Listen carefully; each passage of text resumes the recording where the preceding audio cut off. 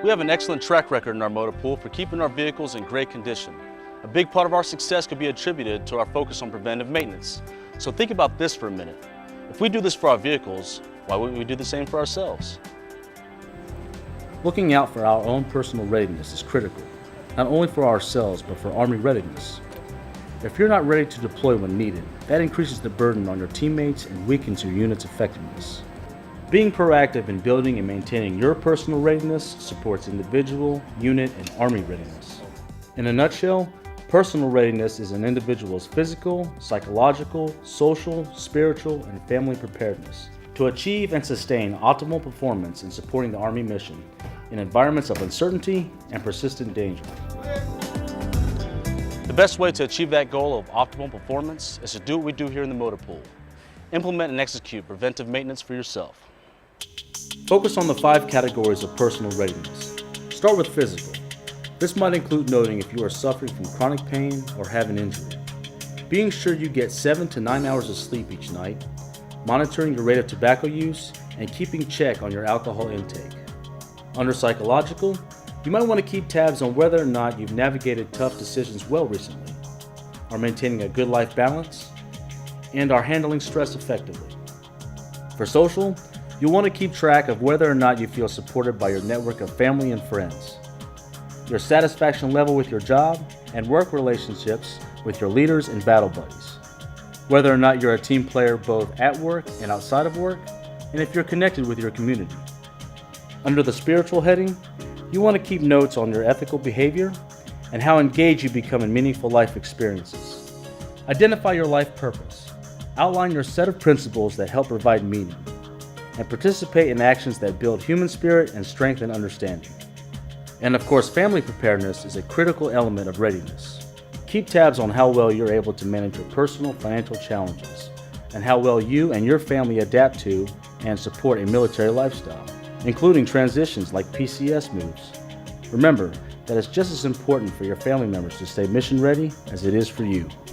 R2 has helped my unit cohesion by having trust and confidence on the person to my left and right.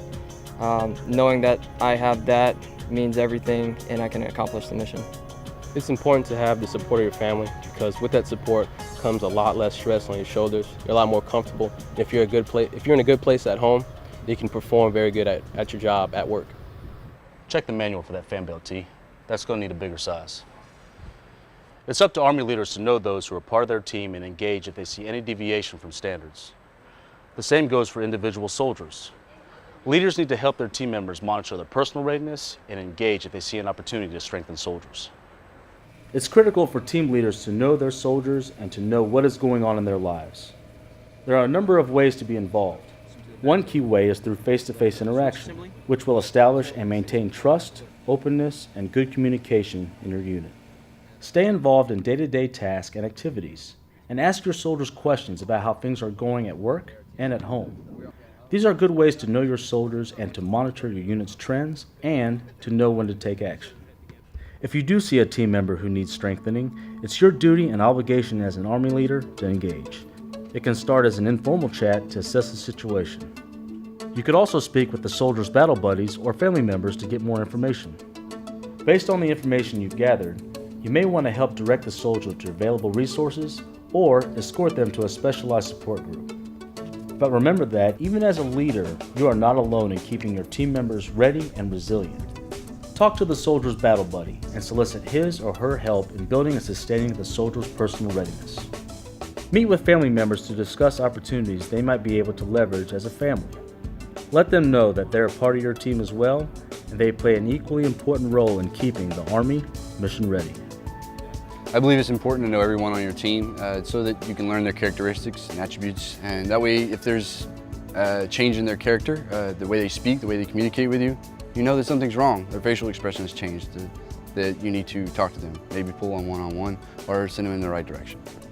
My unit tries to be proactive in preparing for resiliency by conducting training prior to training. For example, when we had a battalion field exercise that spanned several weeks, leading up to that, We had resiliency classes given to the soldiers multiple times in order to allow them to be able to use those techniques during that field exercise. There's no better sound in a motor pool than a finely tuned engine. When all those parts work together to power these vehicles, it's a beautiful thing. You know, the same can be said about an army of ready and resilient soldiers.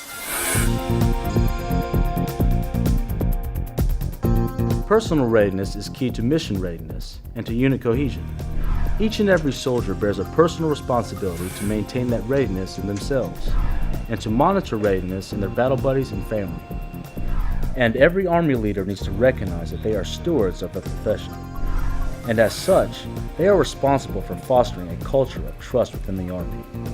Being ready and resilient kind of encompasses the mind, body, and soul. It covers everything, and as long as you're ready mentally, physically, and emotionally, you can handle any situation. R2 has helped our unit cohesion with our ability to encourage each other and help us motivate each other to move forward in the mission. Remember that trust is the bedrock of the Army. Having trust in your squad leader, your battle buddy, and your family will give you the confidence to strengthen resilience, maintain readiness, and accomplish the Army's mission. For more information, visit the Army R2 website.